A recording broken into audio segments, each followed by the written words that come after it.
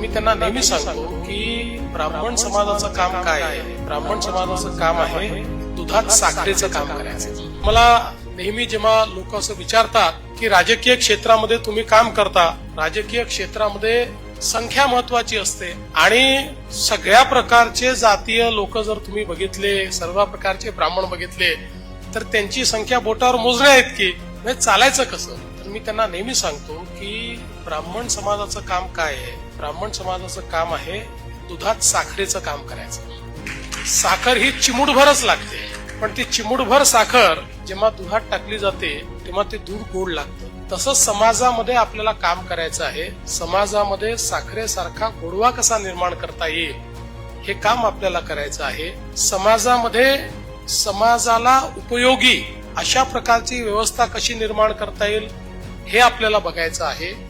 आणि त्याचसोबत एकूणच समाजाच्या आणि देशाच्या विकासामध्ये आपलं जसं ऐतिहासिक योगदान राहिलेलं आहे तसंच योगदान पुढे देखील आपली पुढची पिढी देईल अशा प्रकारचे संस्कार त्या पिढीवर कसे करता येतील याचा विचार देखील आपल्याला करण्याची आवश्यकता आहे.